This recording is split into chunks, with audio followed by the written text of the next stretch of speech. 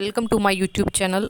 अनुपमा की आज आने वाले एपिसोड में आप देखेंगे जिसमें प्रेम राही से अपनी माँ के बारे में बात करता है और बताता है कैसे उसके मम्मी पापा झगड़ा करते थे। वह एक रात की बात बताता है जब उसकी माँ उसके पिता से कह रही होती है कि बच्चे तो रोते रोते सो गए, तुम्हें अपनी असिस्टेंट से फुर्सत मिले तब ना।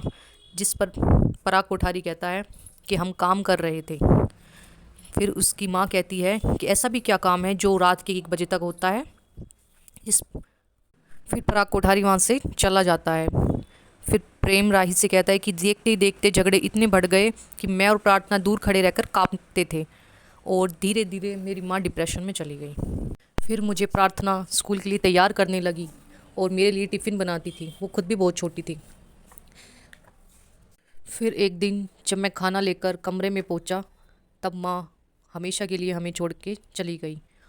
कुछ लम्हे राही ऐसे होते हैं जो गुजरते नहीं हैं, बस ठहर जाते हैं। मैं हर पल हर वक्त सिर्फ अपनी माँ को जाते हुए देखता हूँ और पराग कोठारी को कोई भी फ़र्क नहीं पड़ा मेरी माँ के जाने से। जैसे वो तो इंतज़ार कर रहे थे उस पल का, उनका बस चलता तो वो उनकी चिता के चारों तरफ ही फेरे ले लेते। उसके बाद वो ख्याति पटेल को अपने घर ले आए और हमारी माँ बना दिया।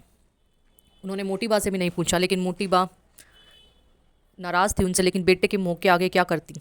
आखिर उन्होंने उस ख्याति पटेल को अपनी बहू मान ही लिया। मैं कैसे उन लोगों को माफ़ कर दूं जो मेरी माँ की मौत के ज़िम्मेदार हैं।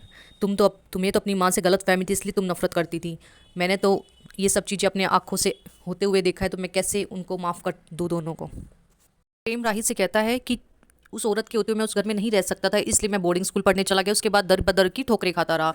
फिर अब तुम्हारे कहने पर मैं अपने घर गया, क्योंकि मैं गिल्टी भी था कि मोटी बा की तबीयत मेरी वजह से ख़राब। अब पता चलता है कि मोटी बा की तबीयत ख़राब भी नहीं थी। अब हम राही शादी करेंगे, लेकिन शादी के बाद उस घर में नहीं रहेंगे। हम इस घर में रहेंगे, तुम, मैं और अनु मैम। हाँ, मेरे घर में जब हमारी ज़रूरत होगी तब हम साथ चले जाएंगे और तुम्हारा परिवार भी हमसे मिलने आ सकता है, लेकिन हम इसी घर में रहेंगे और ये बात तुम किसी को मत बताना। और राही को अपनी कसम देता है।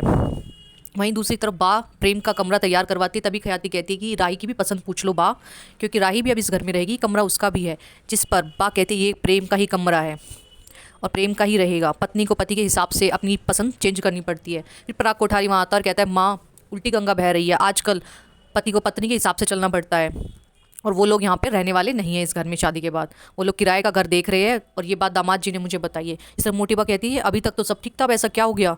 ज़रूर उस माँ बेटी ने उसे पट्टी पढ़ाई है प्रेम को। फिर पराग कोठारी कहता है कि वो लोग, वो दोनों माँ बेटी हमसे हमारे प्रेम को छीनना चाहती है। राही पूजा में शामिल नहीं हो सकती, इसलिए वो नहीं आई। This is not fair. मुझे प्रेम को देखना है। आप लोग सब अपने फोन स्विच ऑफ करके स्ट्रे में रख दीजिए। पूजा के पूजा में होना चाहिए। रस्म के अनुसार सबसे पहले दुल्हन के पिता दूल्हे के पैर धोएंगे। राही के पिता नहीं है तो हसमत भाई ये रस्म कर सकते हैं। नहीं, प्रेम हर बात तेरे हिसाब से नहीं हो सकती। जैसे आप चाहते हैं वैसे ही होगी, बस ये परंपरा राही के पिता नहीं है तो राही की मां निभाएगी।